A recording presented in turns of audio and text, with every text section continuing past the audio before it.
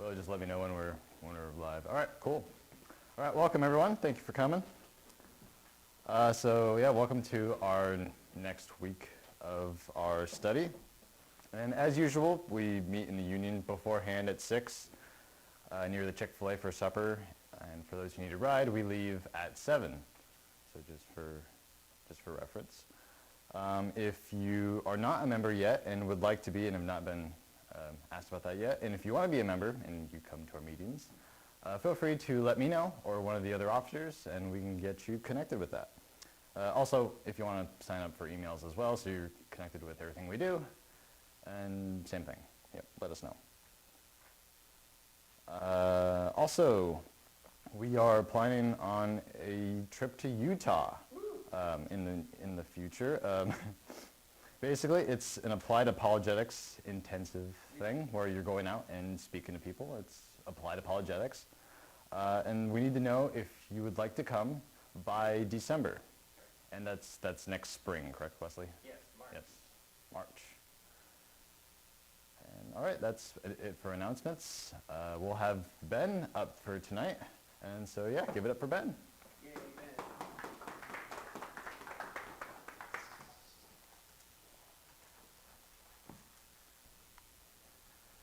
All right. Well, I'm excited for tonight and a little bit nervous because this is a topic that I've been learning about. I actually heard about critical theory roughly a year ago. My aunt and uncle were actually like, hey, you heard this, we heard this guy, Neil Shenvi, on some radio station and had some interesting things that you might be interested in. I was like, oh, okay, cool. And I sat on it for a couple months and then heard Neil's name come up in a different conversation. I was like, I should look into that. And that kind of began my start into studying critical theory and trying to grasp what I would say is probably an inherently complex and quite tangled system of beliefs, if I would put it that way. I want to be fair to critical theory, and we'll look at it in some depth tonight. But as I've processed through it, it's probably been one of the more challenging topics that I've tried to study in order to teach, simply because of the diverse background that it as a theory draws from and the ways that it then works out in the culture. So this whole semester we've been looking at the foundation for morality and ethics. We've had a deep dive into meta-ethics, the foundation for morality. Adam's done a great job at taking us really deep. We were talking a couple weeks ago, and this is probably stuff that if you didn't catch on, the level that we were at the last few weeks is probably something you wouldn't get except at the master's or even PhD level. So congratulations to you, clapping for you for surviving. You can take a breath now. We're going to go back up to the surface and hopefully move a little bit faster, but still cover in a measure of depth some of these additional issues, things like racism, assisted suicide, abortion, sexual ethics, ethics of the use of force. Tonight we're covering critical theory. But you might be thinking, okay, well, what does this have to do with ethics? Well, critical theory is a theory that proposes a framework for how we ought to live, for the nature of human beings, even to an extent, and prescribes an ethical framework for people to live in. As a theory, it proposes answers to questions like, what is right and wrong? Who are we? And things like, what is true and how can we know it? So in many ways it answers or attempts to answer many of the same questions that we've been attempting to answer through Adam's talks in previous weeks. But before we dive in here, I want to kind of get a feel for how familiar you are with the theory and some of the context. So a bunch of themes up here, a bunch of topics. How many of you have seen a lot of these buzzwords or some of the frequency? Any ideas? Anyone want to take a stab and you can just call out stuff? Which ones are you familiar with or maybe unfamiliar with?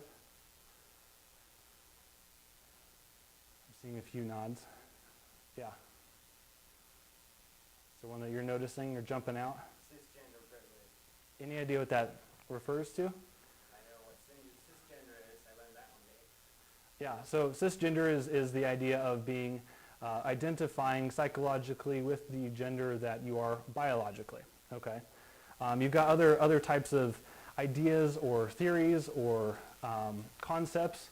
You've got postmodernism, social justice, even things like truth, anti-racism, post-colonial theories. You've got microaggressions, patriarchy, oppression, heteronormativity, all these very complex words that aren't, maybe they're thrown around quite a bit or quite frequently nowadays, but haven't been well defined or haven't been at least fleshed out for you. So I thought I'd look at a couple of them just to kind of set the stage for some of the foundations for critical theory. There's nothing special about these that I picked out, but it highlights some of the unique ways that critical theory as an ideology identifies certain concepts or works with unique definitions. So you've got here anti-racism. Any idea what that means? What would you think anti-racism means? Yeah, we would think anti and racism is bad, right? And anti means against, so against racism. That would be the dictionary definition, so that would be correct in one sense. The way critical theory, though, defines anti-racism is a commitment to actively dismantling systems and institutions that produce racism. So it's not enough to be anti-racist in a critical theory manner. It's not enough to simply be against racism. To be anti-racist is to be actively tearing down systems that are inherently racist. What about white fragility? Yeah, go for it. At least based on the pop culture level of defining it, it's the idea of topics such as racism being brought up and being used in a critical sense against white mainstream culture and white culture, basically responding by getting defensive and getting upset about it. And instead of actually maybe acknowledging a racist piece there, instead amplifying anger and responding to a sensitivity of it, I guess. Yeah, I think you hit the nail on the head. Interestingly, I found out that there is actually a coherent or actually maybe well thought out dictionary definition. This is a quite new definition. It was actually coined by Robin DiAngelo, who is a critical theorist, very prominent right now, written the book called White Fragility. And this is the definition that DiAngelo puts forward. It's a posture of defensiveness, so like you got, Micah. It's a posture of defensiveness, anxiety, and anger exhibited by whites in response to discussions of race. So this is something that whites inherently respond to, or at least alleged to respond, a way in which they respond when race comes up as a topic. How about racism? Last one here. Any idea what racism is?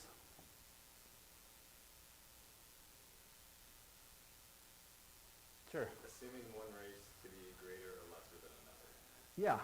It's exactly that. Belief that a race is a primary determinant of human traits and capacities, and that the racial differences produce an inherent superiority of a particular race. So one race is better because it's a particular race, and often or generally races tied directly to skin color, and so one skin color has inherent qualities that make it better than or worse than another race or races. However, the critical theorist would define racism like this. It's racial prejudice plus institutional power. Okay, so these are just a few examples of the ways that critical theorists will use language or uniquely define language in a way that makes studying critical theory much more complex and talking about it, because you can use the same words and actually communicate different things. So I wanted to spend a little bit of time just opening your mind to that idea that there are different terms and different definitions that are used within critical theory that do make it somewhat more difficult as a theory to investigate. Critical theory has repurposed numerous of these concepts in particular ways that must be understood in order to understand the theory accurately. So broadly speaking, if we're looking at a definition for critical theory, is that critical theory is an ideology which views society through the framework of oppressors and the oppressed. Okay? So if you're looking for the most basic, the simplest definition that I can come up with, it simply looks at everything in society through a framework of oppressors, those who have the power, and the oppressed. Now historically, oppression has been understood, we've got the dictionary definition here, it's been understood as unjust actions of those who have power over those who have less power or no ability to resist. Okay? So you can think of things like chattel slavery, right? Which is the looking at another human being as a piece of property or an object that can be bought and sold for your own benefit. Another more recent example would be pimps, where they are oppressing those under them, whether for monetary gain or selling them out in certain ways. Or oppression is prevalent in many forms of government. Right, so dictatorships, monarchies, oligarchies generally tend toward a more oppressive type of government. Now, not always, but if you look back through a history book, you can see how monarchies and especially dictatorships have quickly turned toward oppression. Those in power, the single dictator is able to oppress or unjustly exercise power over those who have the less power, right? Or a lot of times no ability to resist, okay? Critical theory, on the other hand, defines oppression as hegemonic power, right? Hegemonic power is, as you can see here, is the ability of which a particular group is able to impose its norms, values, and expectations on the rest of society. So that's how critical theorists will understand oppression. Hegemony is a complicated word that simply means leadership or dominance of one group over another. Okay, so if you have hegemonic power, then it's the power that allows you to exercise dominance of your group or your particular identity over another group or identity. Does that make sense? Okay. Sensoy and D'Angelo, again D'Angelo here, define hegemonic power as any relationship between groups that define one other, so here we can think of men and women, able-bodied or disabled, young and old, and others. And then the dominant group is the group that is valued more highly. So the dominant groups set the norms by which the minoritized group is judged. So think about it this way. Well, I'll get into an example in just a second. There's one other thing I suppose I'll touch on here. This power dynamic of the dominant group over the minority group is seen to be inherently oppressive, okay? It doesn't matter who's got the power, it doesn't matter what they're actually doing. The fact that they are able to set norms or expectations or the values within a culture or society, that's an inherently oppressive state of affairs, okay? And then it is assumed that this dominant group is going to act in its own benefit, its own interest, and it's going to institute structures or create structures within the society that maintain that dominance or that status of group as the group in power. Make sense? So I'm trying to synthesize some of these complex ideas so it helps us moving forward in evaluating how the theory moves forward.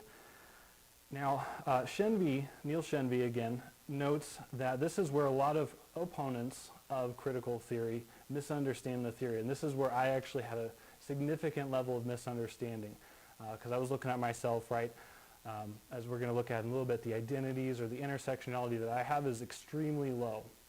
The oppressor status for me is extremely high. I'm a white, cisgender, educated, middle-class man, right? So I'm in the oppressor group in all of those. And I was like, but I haven't been oppressive to any individual. How can I then be identified as an oppressor? Shenvi clarifies that in saying a particular man is an oppressor, the critical theorist is not saying that the man has personally ever abused his power or, for instance, mistreated women in ways that are traditionally understood as unjust.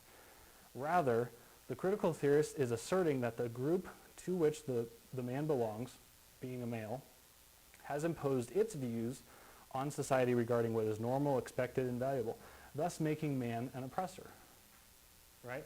So in other words, the fact that I am part of the male group simply through being a man means that that group, or it means that I am part of the group that has exercised oppression over women. So historic norms like marriage, childbearing, homemaking, and other traditional female roles are believed to be inherently oppressive to women because men, as the group with the power historically, value those things, right? So there's no actual investigation of whether marriage as an institution is a healthy thing. It's assumed that it's dominant or that is oppressive given the dominance of men. Or childbearing, the fact that we should assume or believe even that women should be childbearers is seen as an oppressive idea. But how then is this oppression dynamic fleshed out in critical theory? So there are three key concepts that I've been able to identify that this power structure, the oppressor and oppressed relationship, manifests within critical theory. And those three areas are identity, liberation, and access to truth. Okay? Again, like I said, as a theory, critical theory is incredibly difficult to define because, again, Shenvi here, it's not a singular theory, but rather a fragmented area of knowledge that influences a range of academic disciplines.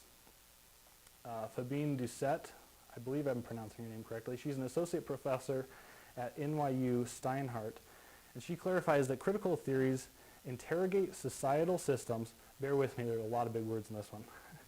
Critical theories interrogate societal systems and structures with particular attention to the production and reproduction of power hierarchies, social inequalities, and taken for granted assumptions of ideological hegemonies, such as settler colonialism, patriarchy, white supremacy, capitalism, and imperialism. Now, what does that mean? Basically, critical theory is the discipline or the area of study in which all of these societal norms are investigated to see where the power structures lie and in which ways people are being oppressed. Okay?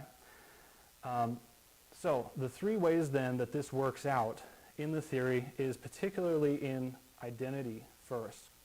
So you've got critical theory dividing people along the lines of race, class, sex, sexual orientation, gender identity, physical and mental ability, weight, and many other identity markers, okay? So in essence, we are, as individuals, who our group is. If you are part of a group, say you are part of the deaf community, you are not a deaf person, you are part of the deaf community, right? You are not a inherently a gay person, you are part of the gay community. You are not a white person, you are part of the white community, which in this case would be understood to be an oppressor group historically. Then we've got liberation, which is seen as, well, I would put it this way. Actions are moral within critical theory. Actions are moral insofar as they seek liberation from oppression and the destruction of hegemonic power structures. Right? So to the extent that people are working towards ending oppression and destroying those structures that perpetuate oppression of minorities or of the oppressed, then those actions would be moral or praiseworthy. On the flip side, actions that are wrong are those actions which affirm historic norms, values, and expectations set by the oppressor groups. So if you affirm, again, traditional marriage, the nuclear family, things like capitalism, free market, if you affirm a sexual binary in that they're just men and women, if you affirm that children should not be sexualized, all of these things are believed to be wrong if you affirm them because those are the historic norms that have been set, it is assumed, or sometimes argued, but it's assumed those norms have been set not by objective reality or evidential investigation, but simply because that's what the historically dominant group has said is valuable. Okay? And then finally, the last one is truth. Members of oppressor groups have conscious, so get this, members of oppressor groups have conscious, unconscious, and subconscious motivations for believing what they do because they seek to maintain their power status and they are unable to break free from their oppressor groups. Members of oppressed groups, on the other hand, have the ability to break free from their oppression and have a more correct perception of reality than those in the oppressed groups. Okay, so this is getting into some of what we've talked about epistemology in the past, or relativism.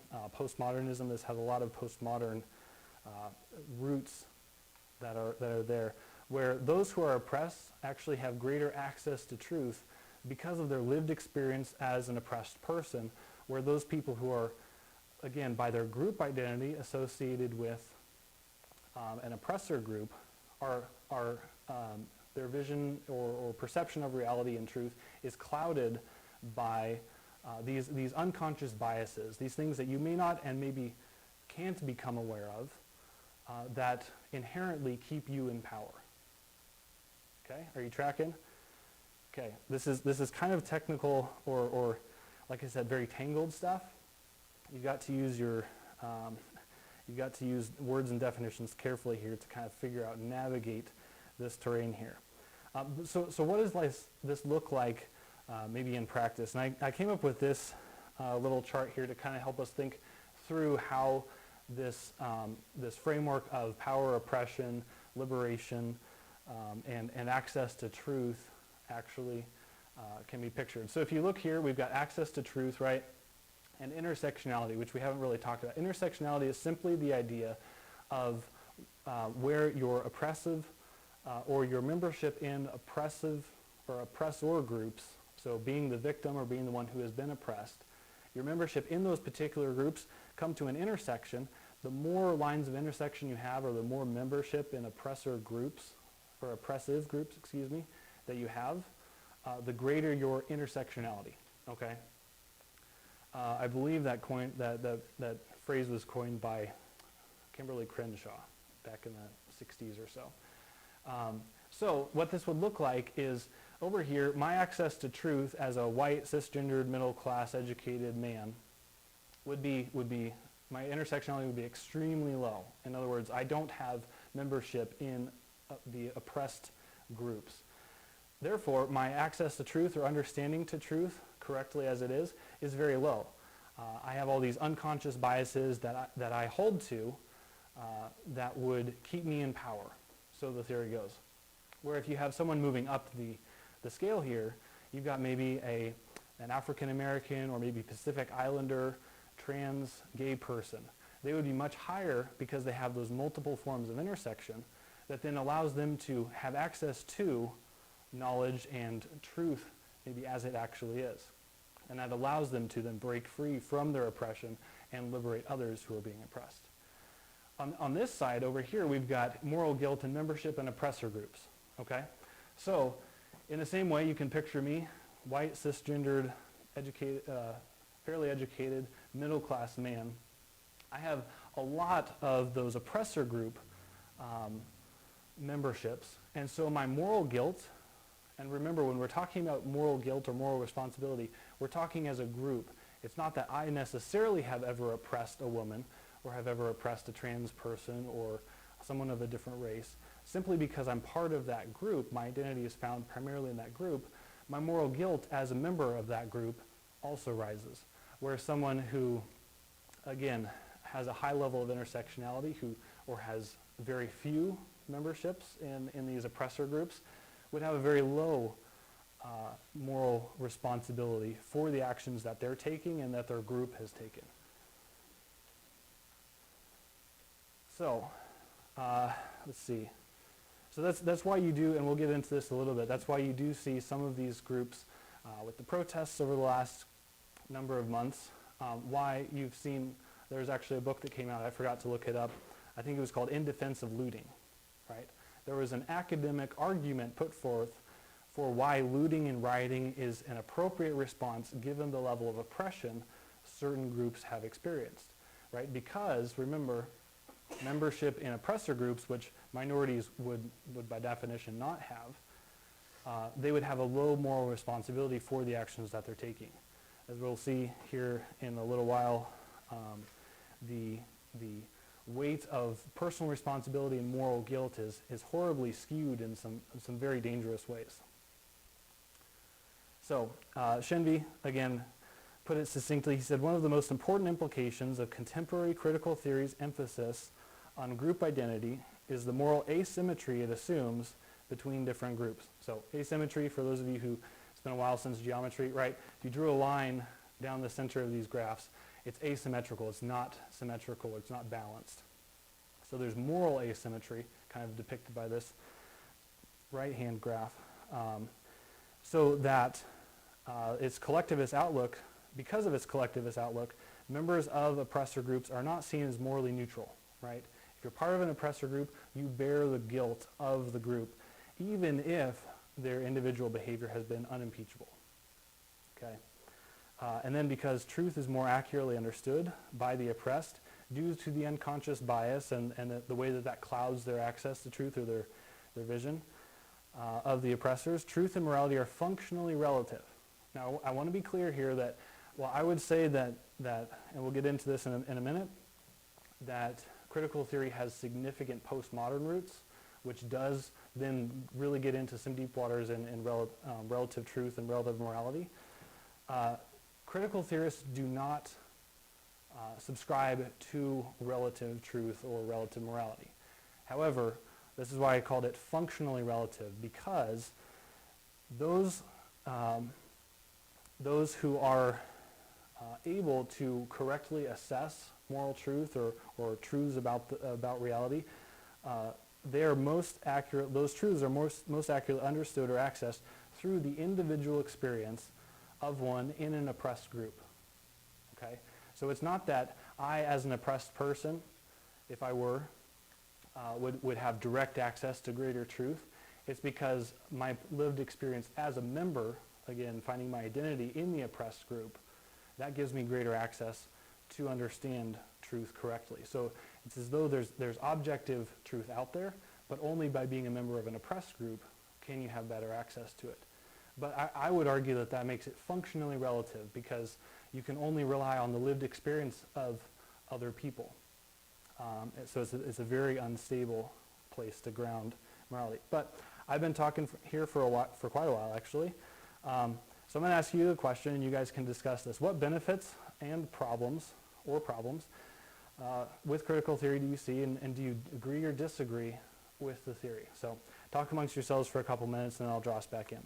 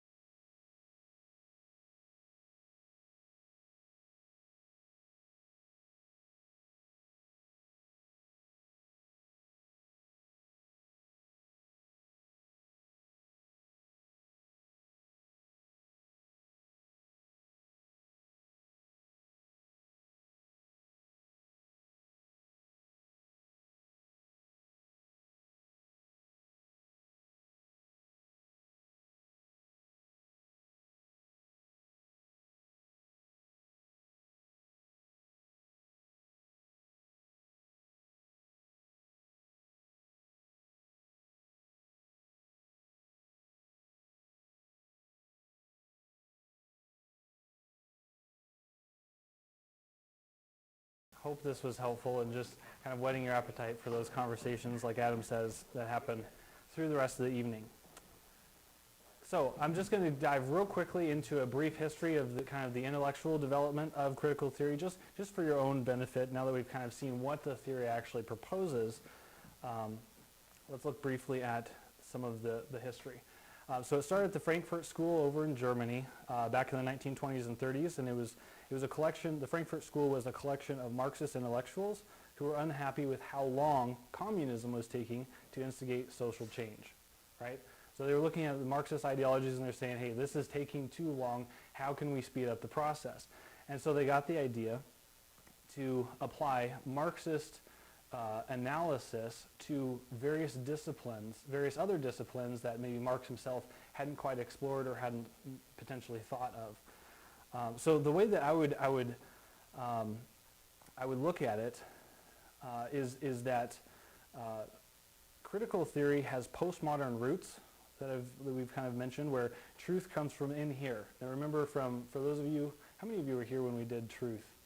And okay, so a number of you. So if you remember the kind of the three really broad systems of where truth comes from, you've got the pre-modern, which is what? Truth comes from, yeah, up there, right? Truth comes from up there, whether it's God, in the Christian sense, or if it's the gods, or maybe just it's centered in some other being, not in humans or the physical world. Where modernism looked for truth where?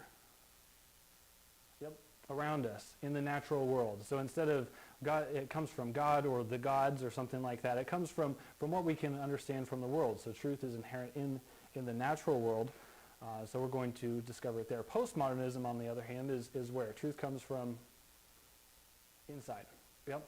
So truth comes from inside, and so that's what we were just talking about here, about the postmodern idea, where it's not necessarily like fully that truth comes from inside, but truth is personally accessed through your membership, or maybe better accessed through your membership in oppressor groups. So it's got postmodern roots. And then it's got Marxist analysis. So this framework that Marx used and applied primarily to economic theory, it uses this framework of power and oppression and applies it to all sorts of different disciplines. And then I would also argue that there are a number of Gnostic impulses as well. And for those of you who may not be familiar with Gnosticism, there are a couple strains of it, but what I'm getting at here is this idea that truth and reality are best accessed or understood by a few, or the few, right? So we've got truth comes from in here, kind of a postmodern root, but we have to understand how truth is accessed through this idea of power and oppression, and then what that entails then is that the few, the oppressed, or only those who are the enlightened few, can actually have the best access to truth or understanding of reality.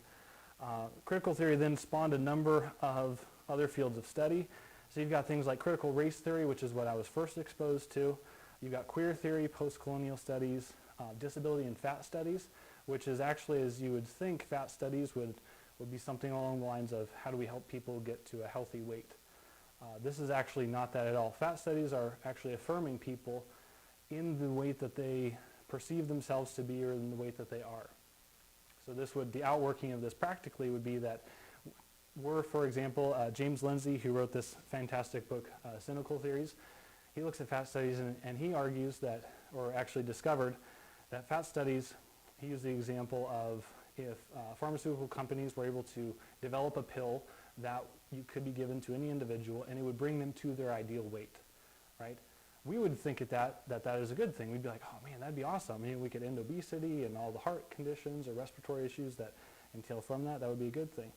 Fat studies, through this critical theory lens, would actually argue that would be genocide, committing genocide on communities, whether they're obese, or there are even communities now that are pro-ANA, pro-anorexia, where there are people seeking to affirm themselves and each other that anorexia, a medically diagnosable and often potentially fatal medical condition, is actually a good thing and people should be embraced within their anorexic identity.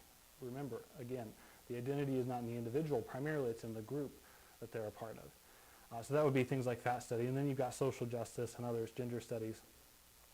So that have all had kind of come from this line of thought that started at the Frankfurt School.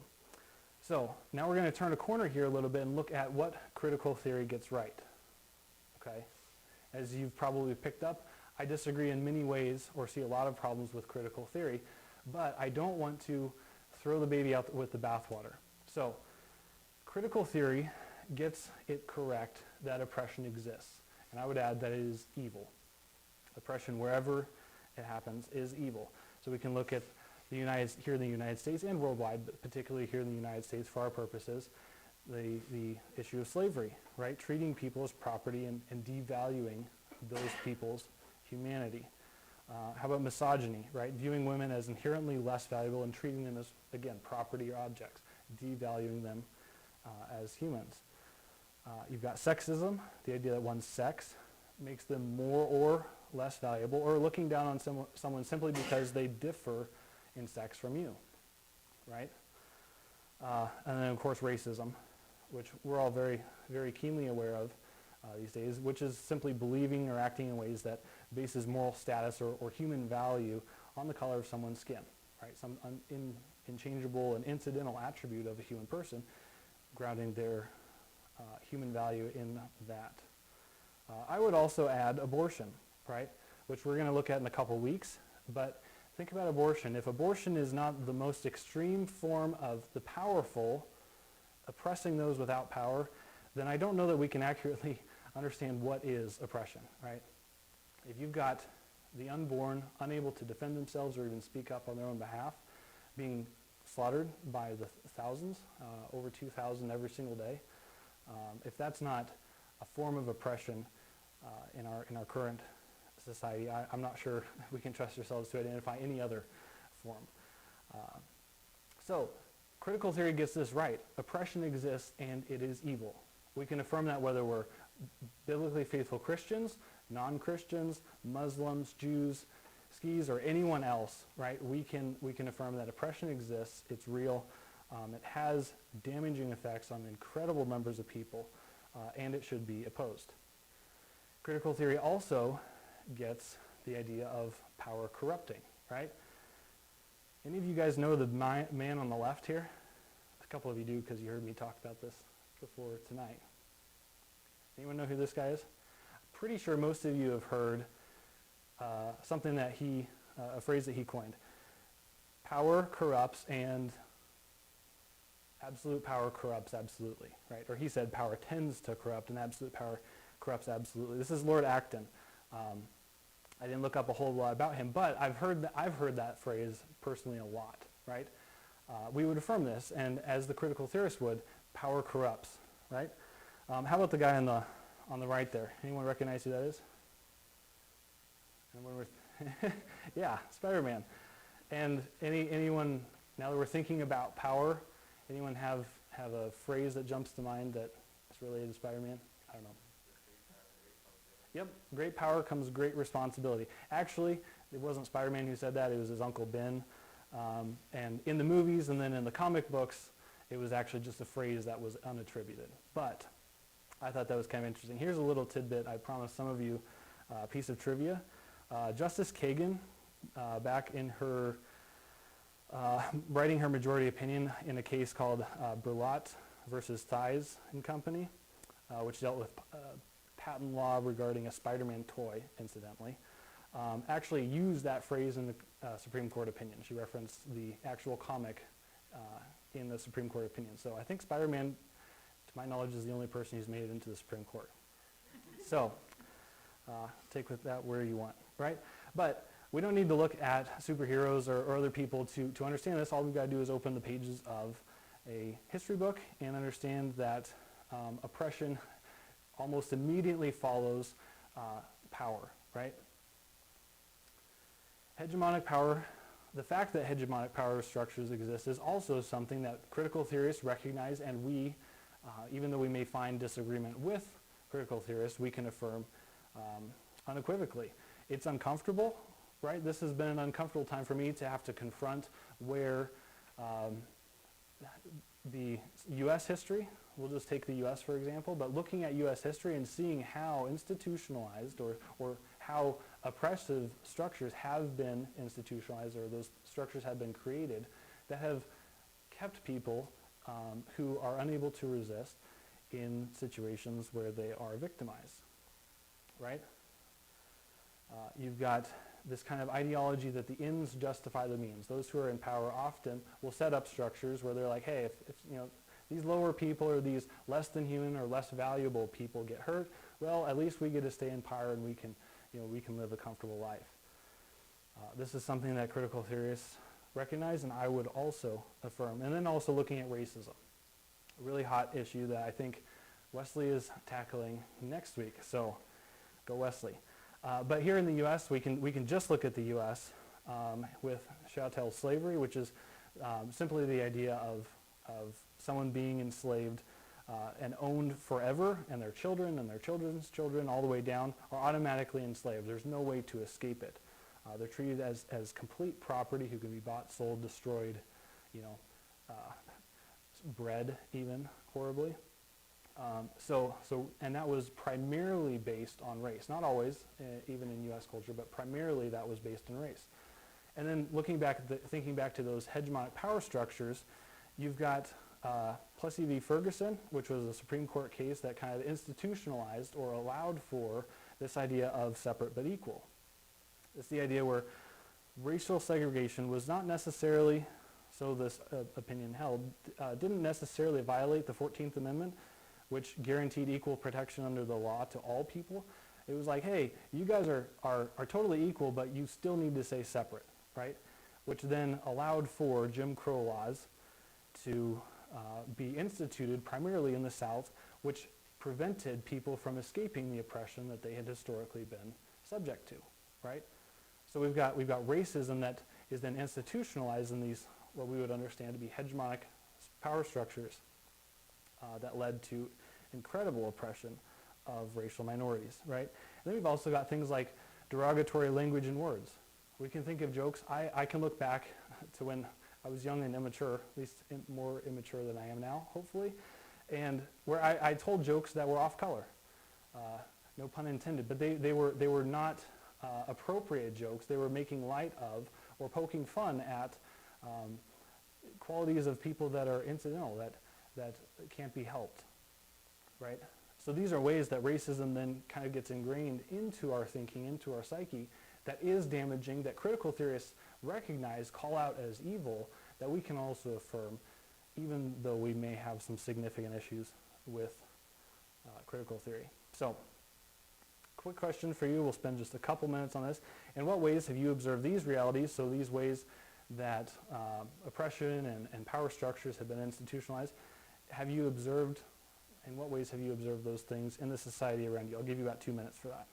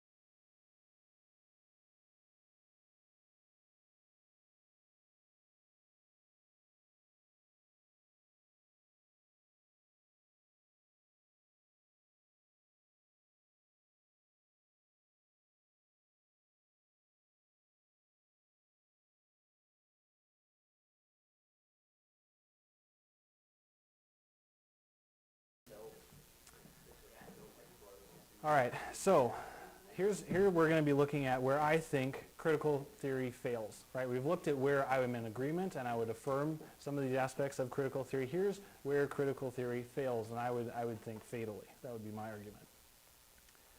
Critical theory neglects virtue, right? It has a high premium, places a high premium on the virtues or the concepts of liberation and justice, right? But as our country has witnessed over the last many months now, civility has all but disappeared from conversation and disagreement. Revenge is prized over restoration. Hate is legitimized. The other is demonized. Oppression is assumed, not argued. And by that, I think we could say that all current norms are assumed to be oppressive, but rarely is evidence or argument presented, right? So think back to the George Floyd killing, right? What was the first thing you heard after the fact that he had been killed by police? It was assumed, yeah, that it was racist, that these cops were racist and that they were out to kill him, and you know how horrible that was. Now, it's horrible. I don't know if you watched the video. I did. It was horrifying. I felt physically ill after watching that video. But it was simply assumed that racism played a part instead of argued for. Now, as more facts have come out, while racism may have been a part, I don't have insights into those cops' hearts or their thought process, but it seems as though there were multiple factors coming to bear. But that's how oppression is assumed in critical theory rather than argued for or evidence presented. One of these other ways is that destruction is justified, right? Again, the book In Defense of Looting. You look at the race riots or the looting and burning of entire swaths of different towns and cities is justified. Well, these people just need to release their anger. These people just need to be heard, right? I would agree that voices need to be heard and injustices should not be stamped out, or the recognition of injustice should not be stamped out. But really, is destruction of innocent people's property or people who haven't been part of the problem, if there is a problem there, and I would argue in many situations there is a problem that's being at least alleged to be there, is it really an appropriate response to then unjustly destroy property or even destroy lives, as has happened? So hate is legitimized, the other is demonized, right? The other is just wrong, they're evil, they're not worthy of being reasoned with. So critical theory neglects the values like civility or modesty, marital fidelity. It actually labels those things as the norms of the oppressor groups. Things like forgiveness. When's the last time you heard in our cultural context the idea of forgiveness or charity or patience, right? The virtues that we would uphold historically as good are being completely ignored at the expense of this pursuit of liberation from oppression or justice, right? The second fatal flaw that I would look at is the epistemological foundation, right? Epistemology, again, a big fancy word meaning how do we know, or how do we know truth, or the ability or the means through which we know what is true. Is it really the case that those in power or the members of the oppressed groups cannot escape their biases? It's a thought I'd throw out there. Paulo Freire argues that it is only the oppressed by freeing themselves who can free their oppressors. The latter, the oppressors, as the oppressor class, can neither free others nor themselves. Is that really the case? I would argue no. This is again one of those thoroughly postmodern ideas that we cannot access reality. We, especially as oppressor groups, or I as a member of an oppressor group, can't actually access reality as it is, but only as, incidentally, others perceive it to be, right? An entirely postmodern framework for understanding how we know truth. Critical theory holds that, and again this is Shenvi, that demands for objective evidence and a desire to engage in a rational dialogue are seen as invalidating the oppressed person's lived experience. So if I, as someone who is grouped into the oppressor, if I said, could you give me some evidence of how I have been an oppressor, or why I would qualify as an oppressor given that I've never oppress anyone, or I don't hold any racial biases, they would simply say, well, that's your attempt to remain in power. There are those in critical theory who actually would say that using logic and appealing to truth are forms of oppression to remain in power. Think about that one for a little bit. Not too hard, though. So that's the second fatal flaw within critical theory. The third one that I would point out is the locus of identity, right? Where do we find our identity as humans? Is it that as individuals, our identity comes through our group identities, or does it come from somewhere else? But this idea in critical theory is why I, Ben Blowers, having never owned a slave, and actually finding the idea of slavery abhorrent, as a white person, I'm guilty because I'm part of the white group, which historically has oppressed and enslaved other people.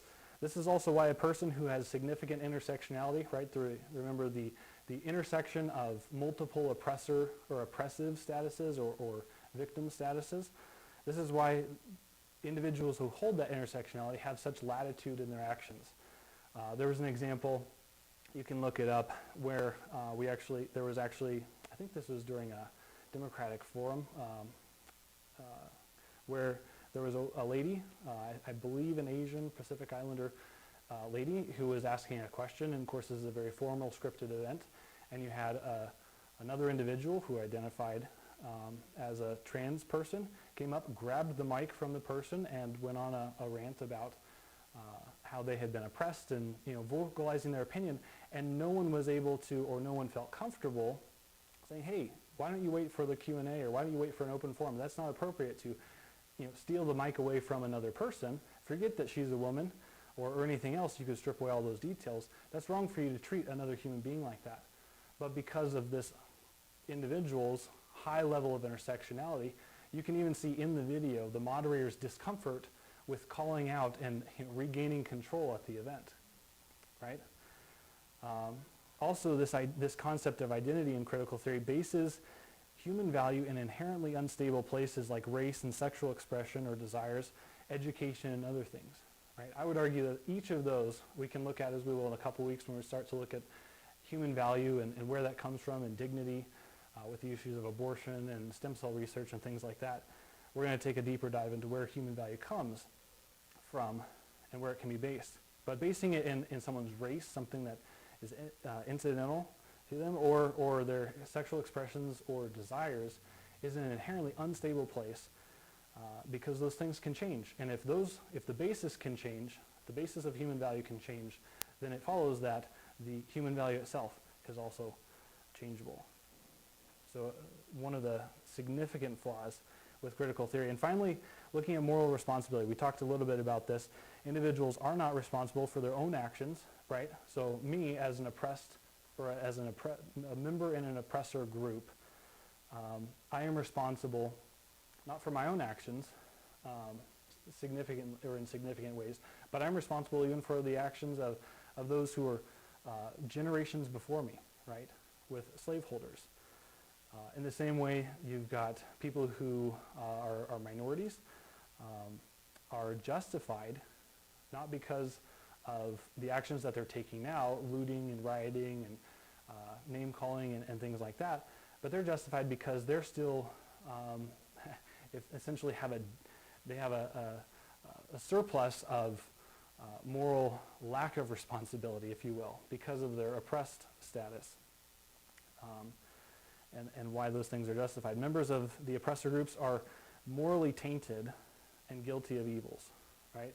So just because you're a member of a particular group means that you have greater moral responsibility or less moral responsibility simply because of that. All right, I'm going to skip this question here, and maybe we can take it at the end. I was just going to ask if you agreed that critical theory fails in these ways, and if so, why or why not? Maybe be thinking about that as we move into the last slide here. I would argue, though, that critical theory does fail in significant ways. So now we're going to, again, turn a little bit of a corner and look at a Christian or a biblical response, okay? Because as Christians, we need to know how to engage on this well. I would also say if you're not a Christian or if you don't yet aren't convinced that Christianity is true, you can still evaluate this biblical response as an effective or helpful response to the theory, or to critical theory. Okay? So first, addressing that idea of human dignity, right? As a biblical Christian, we would place the idea of human dignity, the source of human value, in the imago Dei, in the image of God, the fact that God created man and woman equally in his image. There's no disparity between men and women and their inherent value. They're equally made in the image of God and therefore derive their value from that. This is the only place we can solidly ground human dignity and value. Think back to all those forms of oppression that we looked at: slavery, misogyny, sexism, racism, and abortion. Each one of those forms of oppression is based at its foundational level on the devaluation of another human being or another group of humans. Okay? So when you remove a solid basis for grounding human value and human dignity, it becomes much easier to then victimize them or oppress them. Turning then to the idea of identity as Christians, we get to answer the question, who are we as human beings, again, in light of the fact that we're made in the image of God, but then looking toward Christ as the picture now of the perfect human being, the one who lived a morally perfect life, but was also someone who fulfilled what God had commanded them to do, as we are called to do.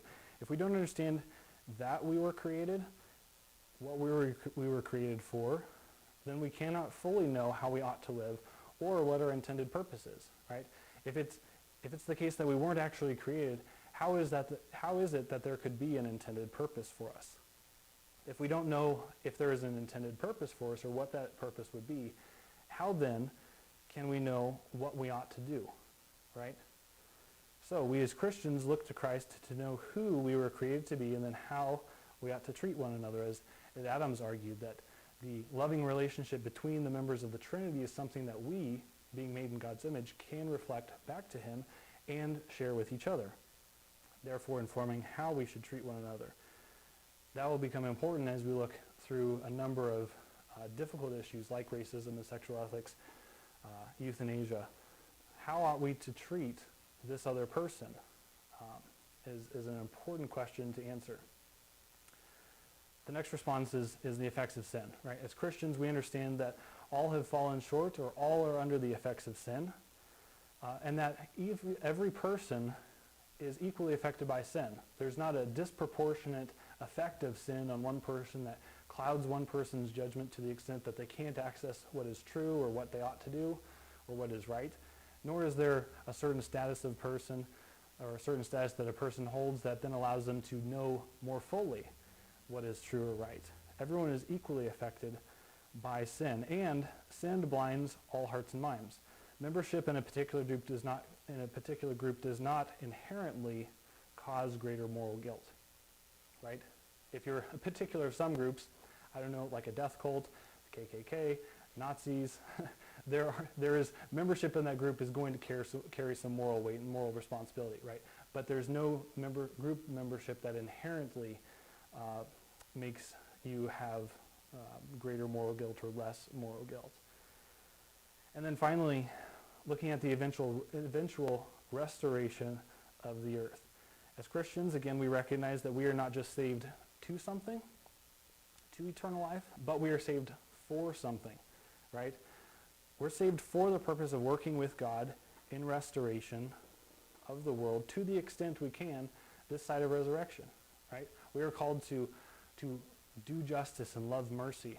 We're called to stand up for those who don't have a voice, to speak for those who are being victimized, as James encourages us. So, to the extent we can do that now, before Christ returns and we are all resurrected, we are saved for that end. We have a responsibility to fight injustice, indeed a command to fight injustice and stand for those who are being victimized. But, this is key, we understand that while all injustices will not necessarily be corrected in this life, we serve a just God who will ultimately right every justice. Okay? So within critical theory framework, what you must do to do something right is to fight against injustice. And when injustice is not abolished, then it's you've essentially lost. You can't win. There will always be oppression, and so there will always be injustice, and you will always be fighting. As Christians, we can recognize while we will fight to end all injustices, we recognize that sometimes those injustices are not corrected or righted this side of heaven, and so we can have hope and confidence that God will right those things ultimately. So that would say that's kind of where I would like to conclude with a biblical response to critical theory. Critical theory has some complex ideas that it deals with. I would say it has some significant areas where we can agree on as Christians or as non-Christians or people who don't subscribe to critical theory. We can agree that oppression and victimization is bad and so on. But there are some flaws in there that I would say are fatal to the theory as being helpful in helping us understand what is right, what we ought to do, and creating a meta-ethical or an ethical framework of how we ought to treat one another. So that's pretty much all I got. I'd welcome your questions, and hopefully I'll have a stab at an answer. Yeah. Especially since you guys briefly talked about it to some extent, asked online actually, but how did your biblical response here allow for Old Testament theological slavery if all men are equal because of their being created in the image of God? I'm just going to punt that to Wesley next week. No, can you read the question one more time so I grasp it? Says, how does this response allow for Old Testament theological slavery if all men are equal because of their being created in the image of God? Yeah. So that's a really good question, and I'm pretty sure Wesley's going to be diving into that directly. So I would encourage the person who's asking that to tune in next week when we'll have the deep dive into that topic specifically. My short answer would be there is a discernible and important difference between chattel slavery, like I was talking about within the American context, where people are seen as inherently as property and nothing more as objects. They were simply things to be traded and sold and used for our own benefit, right? There's a difference between that type of slavery and the biblical forms of slavery, or the form of slavery, even though much of the same terminology is used in Scripture. The slavery there was more of an indentured servitude at times. This is why you see the allowance for if a master of a particular individual, of a slave, would decide to let this person go free, and they'd say, I don't want to go free, I want to remain with you. And so they'd have this weird thing where kind of as a symbolism of their what's the word I'm looking for? Their agreement, their loyalty, thank you. Their loyalty to their master. That if a slave wanted to be tried as a slave, it's because they wanted, because they believe that they wouldn't be able to have their own success. Yes. Yeah. It's not as though these people were unable to escape the slavery, and so I think we are talking about two different forms of slavery. So that's an important concept to keep in mind. The Old Testament is clear that all men are created equal, as our Constitution also affirms, but that idea was grounded in biblical truths, that every person has inherent dignity and worth, and that can be demonstrated. It's a good question, and it's a difficult question to answer, but it can clearly be demonstrated from Scripture that it is the case that all men are created equal, and victimizing or using people as an object or treating them wrongly, even as a slave, was actually wrong, to the point of carrying the death penalty for a master who mistreated his slaves. So that would be my short answer. It's also worth pointing out that one of the first commandments in the Old Testament law regarding slavery is that it says, you shall not kidnap anybody and sell anybody as a slave. Yeah. So if somebody is a slave, it's not like the African slave trade where people were literally colonized and kidnapped and then shipped off to the other part of the world. It's because either they were a criminal that was serving probation, or because their business was failing and they needed help, and so they became someone else's basically servant, is another one, to help their business get back on track, which is why they were typically only a servant for 7 years. And Yeah. for life, is to basically help get their business started, which is where the year of Jubilee comes in. Yep, yep, and I would add that the framework of slavery found in the Old Testament is also brought under the Ten Commandments, one of which is thou shalt not murder, right? So the idea of murdering is the innocent or the intentional taking of innocent human life, right? So, and that was a prohibition that was above slavery. So with slavery here in the United States, it was okay to kill your slave, you could sell your slave, you could beat them half to death, you could beat them to death, and there was no penalty, there was no value put on that life. Whereas in the Old Testament framework of slavery, there were stops put in place to prevent that type of oppression or victimization from happening. So, other questions? Yeah, go for it.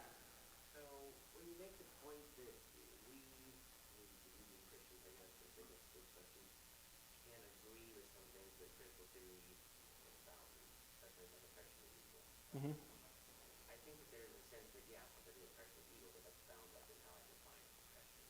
So to say that we agree with critical theory that oppression is evil is equivocating on the definition of oppression because they right away have a different definition. But I agree that oppression is evil as oppression is defined by critical theorists.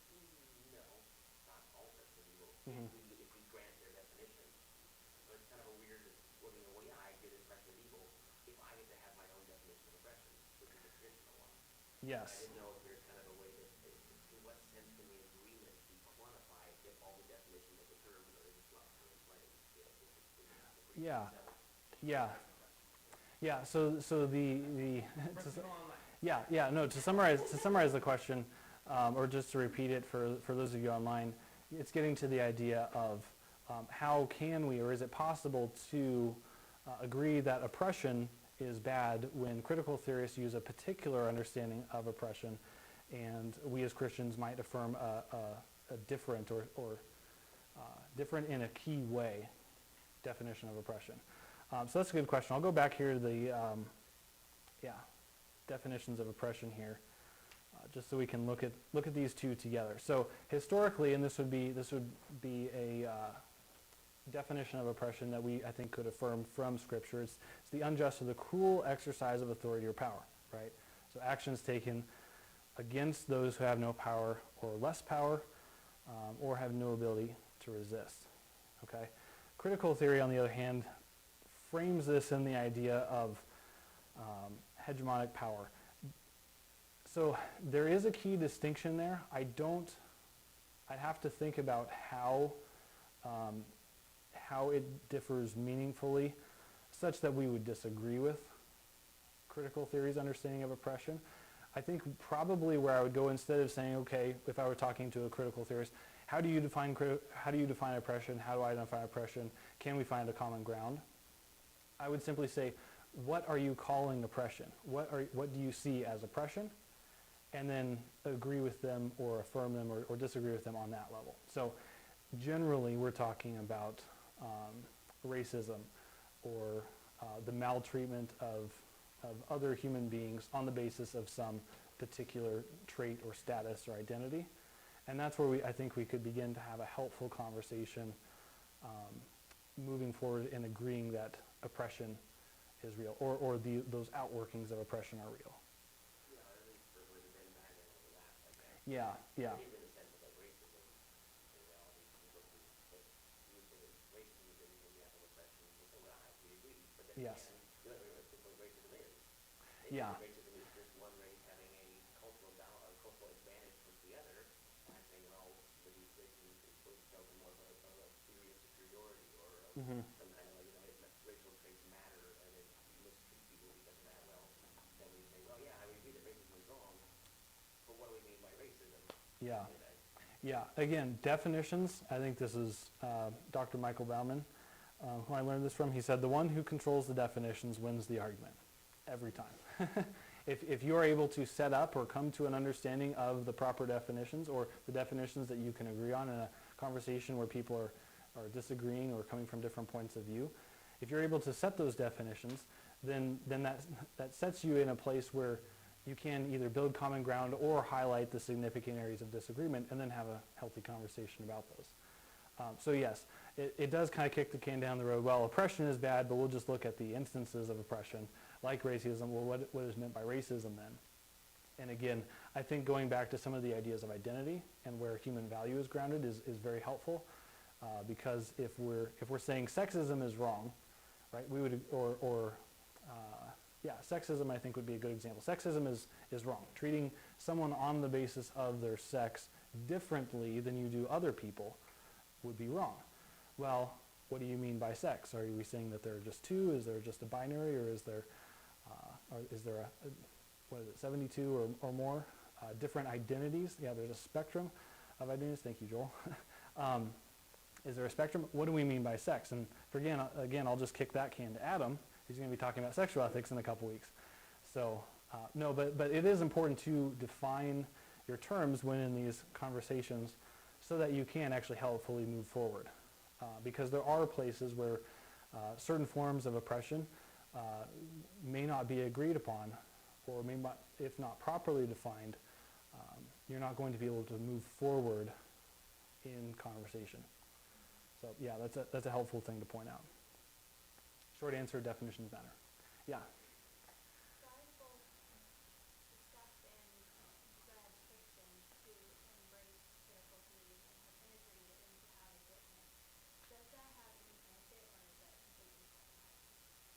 Yeah, that's a good question. So the question for those of you online, there are many Christians who are, or who will incorporate or attempt to incorporate components of critical theory into theology or into Christian thought, or just into their everyday lives. Is this beneficial? Okay. So I would argue, and you're going to find people who disagree with me, I would argue that no, it's not beneficial, and here's why. Now, I said that there are ways that we can agree or affirm what critical theory recognizes or points out. However, adopting critical theory as a useful framework as a Christian, I would say is inherently problematic, and here's why. It's because critical theory as a system of beliefs fundamentally disagrees with core tenets of Christian doctrine in ways that make it inherently incompatible. Okay? Critical theory misunderstands the question of origin. Where did we come from, right? Now, critical theory as a theory doesn't necessarily propose a particular origin story, right? But it would probably critical theorists would adopt another type of origin story, probably postmodern or Marxist or naturalistic explanation of where we come from. That would be, I would hold incompatible with the Christian understanding of origins. But if we disagree on that level, where we come from, are we specifically created or specially created by an intentional, personal, loving being, or are we just products of some natural processes? Has an inherent or has a direct impact on how we answer the question, what is wrong with the world? Now, critical theorists, and this is where Christians and critical theorists can agree, what is wrong with the world? We can agree on a lot of those things that we see as wrong. But critical theorists would see those as either the societal structures that have been instituted by those in power, or they would see them, some things that as a Christian, we would identify as sinful or wrong or not the way things ought to be, right? Looking back to things like disabilities, physical or mental disabilities, or obesity and things like that a critical theorist would actually affirm as a form of identity, and therefore it shouldn't be encroached upon or changed in any way. A Christian would say, no, those are actually manifestations of the effects of sin. It's not sinful to be obese, or it's not sinful to be deaf, but that is not how we were created. That is not how God created us to be. And so we can understand that those things, it is actually good to work towards the mitigation of those effects.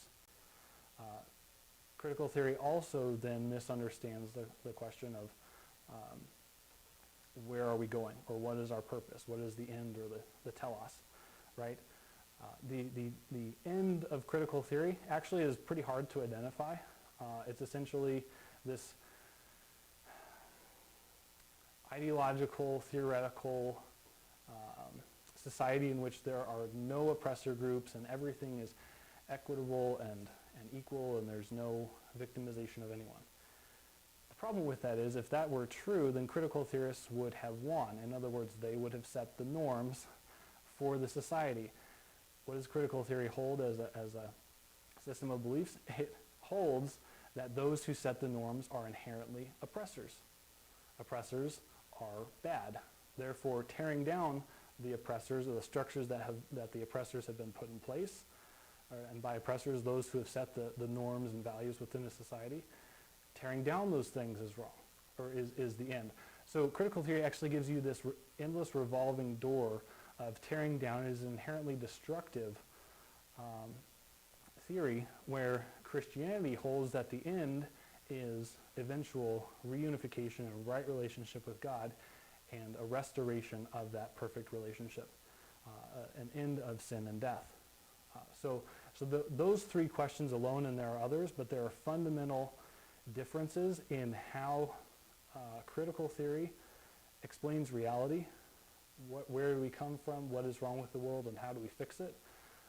Those answers are inherently and significantly different than Christian responses to those questions, such that trying to marry the two is like oil and water, right? You can stir and stir and stir, and they're still going to separate. They're never going to combine completely. So I would argue that while critical theory does get at a lot of good aspects, or has a lot of good aspects or conclusions that it arrives at, trying to combine it with Christianity is unhelpful and even extremely damaging to Christian or good Christian doctrine. Yeah. Well, a follow-up question to that. Yes, there are quite a few pastors in churches and denominations even that are basically fully embracing, or just about fully embracing, at least top level critical theories into their teachings and curriculums and evangelism. But would you say that it could work that much like how in the past a lot of Christian apologists and theologians, and many would even argue the Apostle John, much like how many of them used Plato's writings to illustrate Christ, even though Plato was no Christian. And not just Plato, but also Socrates, and a lot of these non-Christian philosophers. Sure. They were able to take truths from their writings and sometimes even name drop them, while also not having to take the problems with it, but still illustrate how they can use that as a common ground to bring the truth of the gospel still through. Do you think that Christians could do that in subtle ways with critical theory? So one example of this would be Matt Chandler, who is a very well-known Reformed pastor. He's very conservative, so this is not somebody that is going to buy into all of critical theory, absolutely not. But he has more than once in recent months talked about white privilege, and he believes it's real. He thinks it's a reality, and he himself has even talked about how he grew up in a poor family, and so when he first heard the word white privilege, he was very offended by it. Yeah. But then he started to do more research, heard more stories, and he started to think that there actually is quite a bit of truth to it. In my opinion, Matt Chandler is not sacrificing gospel truth when he talks about this, nor is he fully embracing critical theory and its secular problems. Sure. Do you think, this is kind of a loaded question, but in your opinion, do you think then there can be a certain middle ground? Like you said at the beginning, we don't want to throw the baby out with the bathwater. Do you think that Christians can, in ways, as long as they're being careful about it, invoke pieces of critical theory and even terminologies from critical theory without sacrificing the biblical truth? Yeah, that's a good question. I'm going to say yes and no. And then explain what I mean by that. So yes, in the sense of what we did tonight. We looked at critical theory and said, okay, what does critical theory say about truth, reality, what is wrong with the world, and how we fix it? And where do we agree? So in one sense, we did that tonight, saying critical theory recognizes that oppressing those who can't stand up for themselves is wrong. We recognize that power has been used to victimize people in many horrible ways, numerous horrible ways. Christianity has been bastardized numerous times throughout history to perpetrate incredible evil on others. So yes, so that would be the yes, in the sense that we can affirm what critical theory gets correct about reality. The no, and if I were talking with Matt Chandler, who I have a lot of respect for, I'd want to know what do you mean by white privilege? Because that takes a number of different definitions depending on who's using it. So I'd want to know, what do you mean? And we may have a disagreement, or we may have agreement there, depending on his answer. But what I would see as the flaw, if it is the case that, or if one were to adopt or try to adopt critical theory and combine it in some way with Christianity, because of the inherent contradictions or the foundational answers to those big questions in which critical theorists and Christians disagree, it is inherently incompatible. So when looking at the world, think about this idea of liberation, right?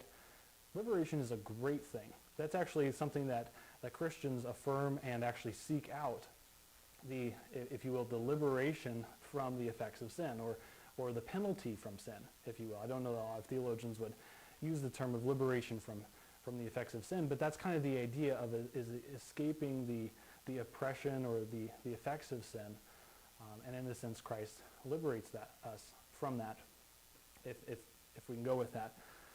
However, critical theory, when it talks about liberation is actually brought about by tearing down structures, by destroying things, by seeking to change norms.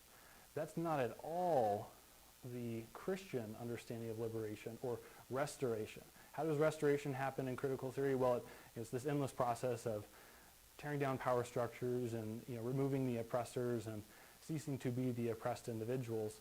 And that's how, if you will, salvation comes. Right? Salvation is brought through an end of oppression and an end of those structures that perpetuate oppression. Where in a Christian framework, salvation only comes through the finished work of Jesus on the cross, through his death and resurrection. So there again, we have a fundamental difference that should we try to marry those two concepts, well, hey, we believe in salvation and restoring what has been broken, we can use that terminology, but we mean two completely different things. And so I would say, even though there are good aspects or correct aspects of critical theory, and by that I mean they correctly understand reality, or they understand reality as it actually is, we can arrive at those exact same correct conclusions without even having to appeal to critical theory as a framework at all. So if we can affirm what is true about the world without using any of those things, I would say that would be a better way to go. Now you're right that Paul and others actually appealed to contemporaries who weren't Christians. I have no problem with that, right? I quoted D'Angelo and Crenshaw and Spider-Man, all of these others, who are recognizing certain aspects of how the world is and what's wrong with it. And I would agree with them with some of their analysis here and there. But I can also find Christians who avoid all of the problems or some of those inherent issues with critical theory who say the exact same things. I can find atheists who avoid the problems of critical theory and come to the same conclusions. One I would recommend here is Helen Pluckrose and James Lindsay's book. James Lindsay's an atheist. I've learned a ton from him about critical theory. He does a fantastic job at critiquing the theory. And we disagree on some fundamental things about the existence of God or some other things. So so it is possible to refer to and learn from contemporaries who aren't Christian and even who hold to critical theory. But I think I would understand it to be, at a minimum, completely unhelpful to try to combine the two when you can get everything that's good with critical theory from a strictly Christian framework. So, long-winded answer, but yeah. Any other questions? Cool. Well, thanks for coming, guys. I do want to reiterate the Utah trip here before we wrap up. I know Wesley's excited. I remembered to mention that. I'm super excited. Wesley and I were there March, but I was trying to figure out how many months. Years ago, since March. We were there in March, had an amazing time. It's not so much of a missions trip in the traditional sense where you go and you do a VBS or you go paint a building. This is an opportunity for you as an individual to more deeply engage with the truths of Christianity and know how to, and pick up the skills to know how to converse with those who come from different points of view. The growth that happened in my own life personally and the growth that I saw in the students who were on the trip in March was phenomenal. The ability to begin to articulate the truths of the gospel and understand and engage graciously and winsomely with people who come from different belief systems was really neat to see. I would encourage you to strongly consider this. What's the cost going to be? Roughly $500? And I think there will be financial assistance available should you need it. We don't want a financial constraint to prevent you from going. So I would strongly encourage you, look at your calendars. We'll be doing some pre-training in the weeks prior to the event, so you're not just showing up in Salt Lake and starting to talk with people from the LDS Church and not having any grounding. We're going to do some work training you specifically in how to talk to those who are part of the LDS Church and know some of their beliefs and be able to converse with them in a Christ-like manner. So I would strongly encourage you, look at your calendars, see if this is something you can do. Talk to Wesley, talk to me. We're excited for that trip. So I think with that, I'll end the evening. Oh. Next Friday? Oh, yes. Not this Friday. A week from this Friday, Janae and I will be hosting chili or spaghetti or something again and games at our place, just like we did this past week. We had students there till 1, so it was awesome. And just the time to hang out and relax and get to know each other in addition to our Wednesday meetings. So yeah, talk to us. We'll mention more of the details next week, but yeah, be looking forward to that. So cool. Thanks, guys.